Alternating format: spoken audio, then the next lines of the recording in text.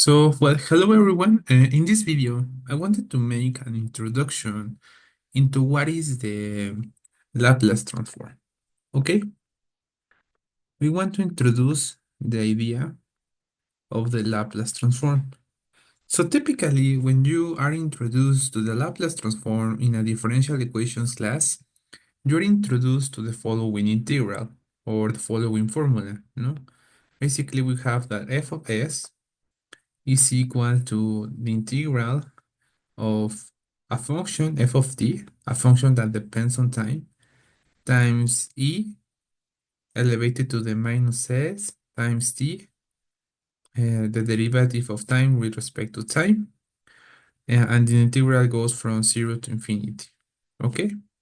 So this is basically the definition of the Laplace transform of a function f of t. Okay? Basically, what we are doing is to map the function or to convert the function from the time domain to the s domain. And this is what we call the Laplace transform. And we typically use this Laplace transform to solve, okay, differential, differential equations. Okay? Okay, we want to solve differential equations using the Laplace transform. And one of the reasons that they tell you about using the Laplace transform is that you can solve very complicated differential equations algebraically. Okay? So if you convert your differential equations that depends on the time domain and you convert that into the S domain, you can solve the differential equations more easily by solving an algebraic problem. Okay? But I wanted to introduce this idea of the Laplace transform in a different context, okay? And by giving you some basis, because sometimes if you read some textbook related to the Laplace transform, you are told that this is a frequency domain representation, okay?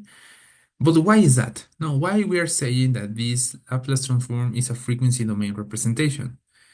And to understand this idea, I think that we need to introduce another transformation that is called the Fourier, okay? The Fourier transform, okay? And the Fourier transform can be defined as a function that depends on frequency is equal to the integral of minus infinity to infinity of a function that depends on time, f of t, multiplied by e elevated to the j times omega times t dt. Okay? So this is the definition of the Fourier transform. But essentially, we can also say that this is basically computing a correlation between a function f of t and a complex exponential. Okay? So we are producing a dot product between a function that depends on time with a complex exponential that has a certain frequency. Okay? And if we compute the Laplace transform of this function, we obtain a frequency domain representation. Also, we say that this is a coordinate transformation. Okay? Transformation. Let me erase this thing a little bit. Okay, this is a coordinate transformation. Okay, and the reason for that is that, well, as I mentioned, this definition basically represents the dot product, okay, between a function f of t and a complex exponential, okay, that has a certain frequency. And the dot product can be understood as a correlation, okay?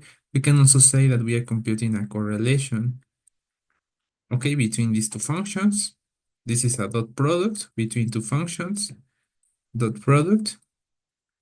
But also, this is also called, it's basically a measure, no? A measure of similarity, okay? So this Fourier transform is a measure of similarity between a function and a complex exponential with a certain frequency. Remember that, well, we have here a complex exponential, and by the Euler's identity, we know that this complex exponential should be equal to the cosine of omega times t minus j times the sine of omega times t. Okay, this is the Euler's identity. And we say that, well, this is basically representing a trigonometric function that has a certain level of frequency. So we can say that the Fourier transform is telling us about the degree of similarity between our function that we want to study and a complex exponential that has a certain level of frequency. And if we evaluate all the possible frequencies that exist, we can obtain or understand what are the frequencies that are represented in this function. Okay, so for example, if you compute the Fourier transform of a cosine with certain frequency, okay, you will notice that the Fourier transform will give you a complex number. Okay, and the interesting part is that if we plot the magnitude of this complex number, we will have a certain amplitude, maybe of 1, at the frequency of our cosine function. Okay, we will have here the amplitude of the Fourier transform of this function, and you will also have another plot that is plotting the phase, okay, the phase of this function with a certain frequency. So if we have a frequency omega, and here we don't have a phase angle, well, we'll have a 0 at the same frequency. Okay, here we are plotting the frequencies. Okay, and here we are plotting the magnitude of the Fourier transform, and here we are plotting the phase angle of this complex number, or the angle of this complex number that is related to the phase.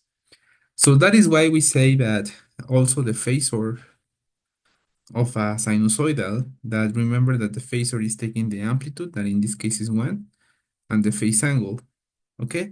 So basically, if we compute the Fourier transform of a purely sine wave, we will obtain the phasor of the trigonometric function by computing its Fourier transform. Okay, we can derive the phasor that is also a frequency domain representation.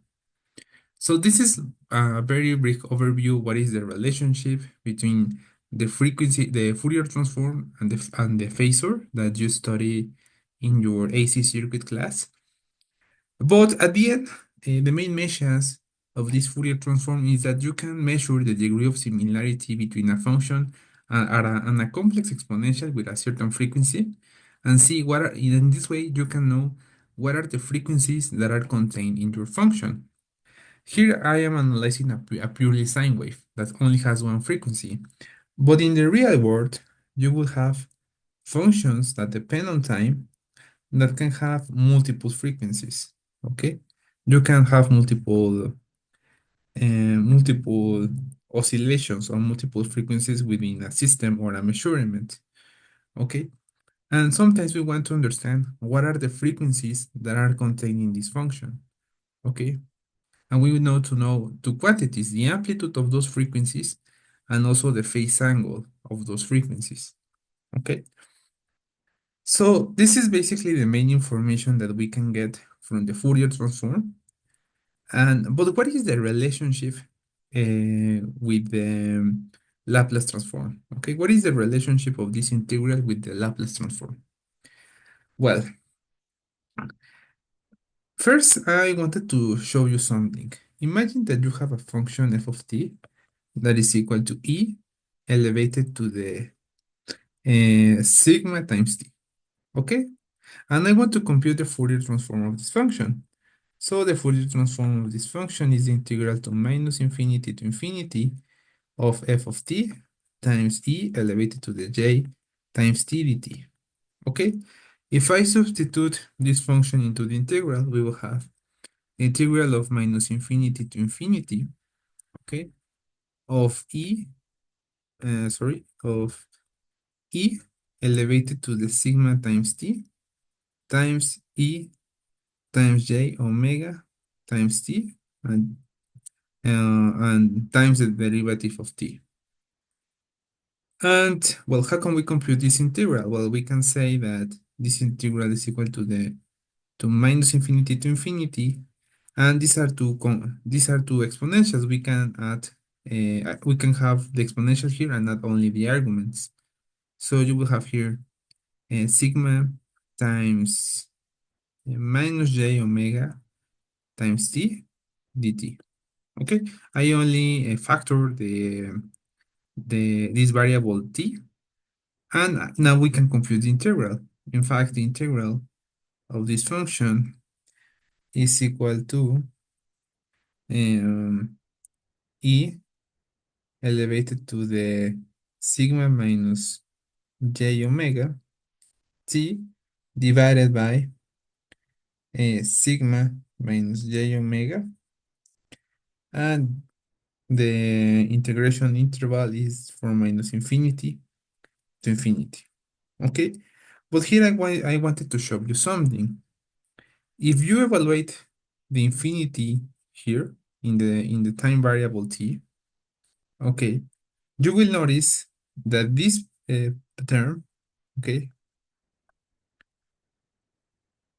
will be evaluated with an infinite value, okay, and what will happen is that you will notice that this value will be growing. No? We'll have an infinite value in this term, okay.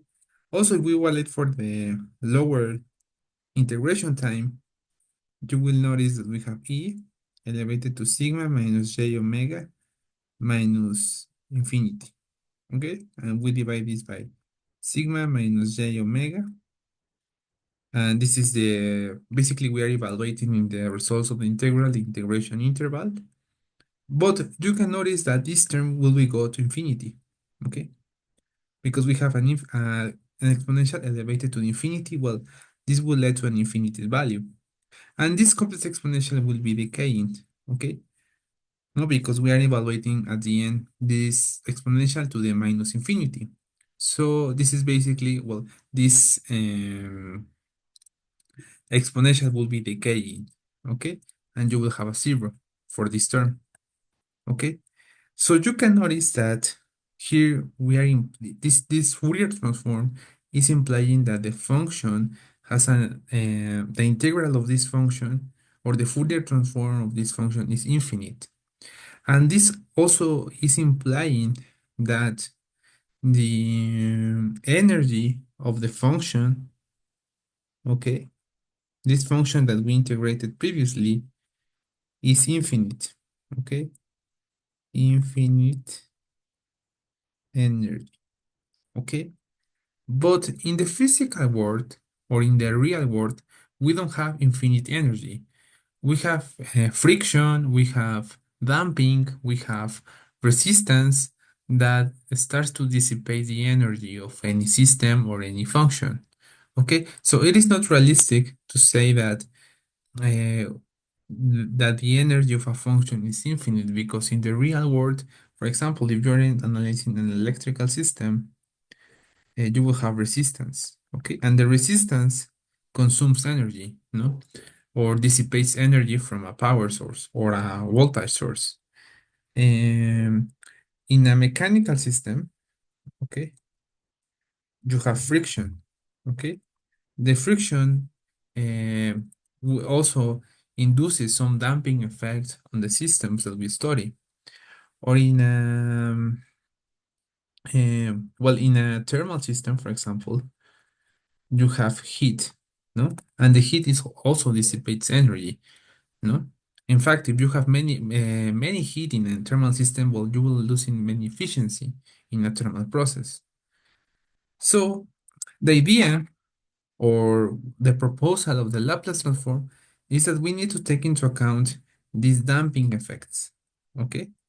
But how can we compute or how can we consider the damping effect, no, of the system, of this type of systems?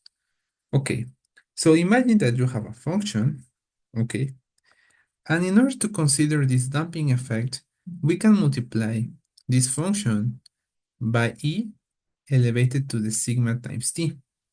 And if you plot this exponential, that is a decaying exponential, if you plot this through time, you will notice that the complex exponential will be decaying to zero. at a certain rate.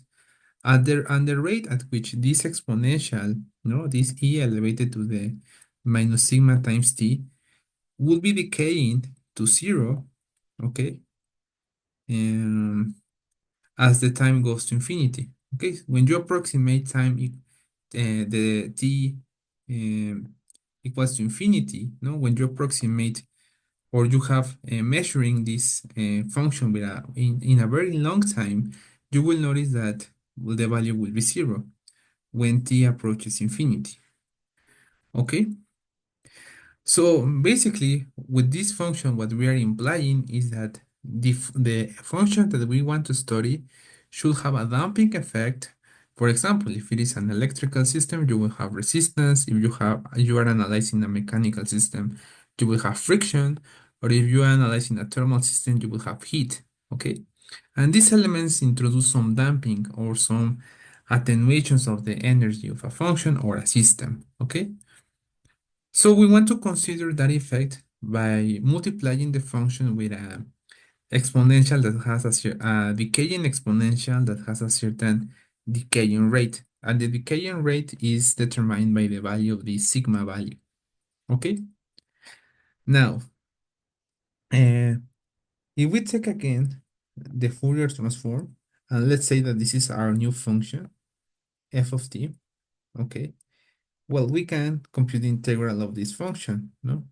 That is the integral from minus infinity to infinity of f of t multiplied by minus sigma times t times e elevated to the j omega times t dt. Okay? Now, what else we can do? Well, we can simplify these two exponentials as follows. Here we have the integral of minus infinity to infinity of f of t.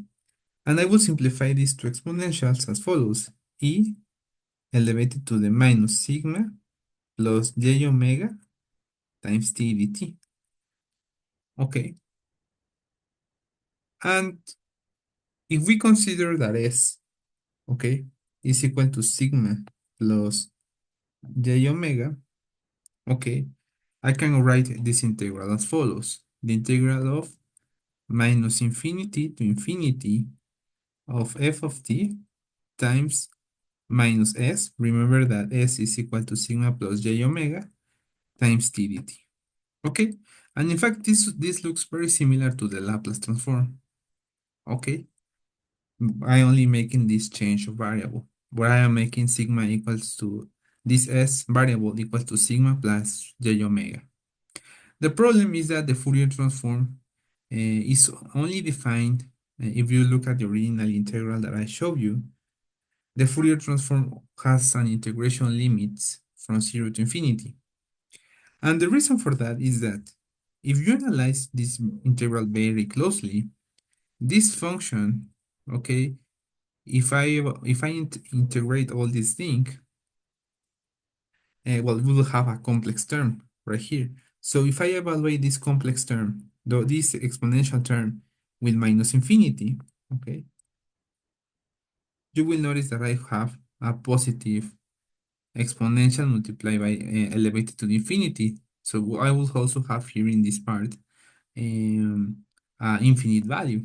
Okay, so from negative times, okay, this function will be blowing up or will not converge. Okay, will start diverging. Okay, so instead of working with a limit, integration limit that goes from minus infinity to infinity, we can say that the Laplace transform, okay, only considers an integration limit that goes from 0 to infinity times f of t times e elevated to the minus s dt. Okay, so if I only consider as integration limits from times equals 0 to infinity, we can avoid that this integral is blowing up when I evaluate the time interval that goes from minus infinity. Okay, but the physical reason of this is that we typically, when we are analyzing a physical system, we always analyze the behavior of a function at from times t equals 0 to infinity, or from a very long time. Okay, but we cannot know the past of the function. Okay, we cannot know what is happening at times lower than 0 because we don't have information from that.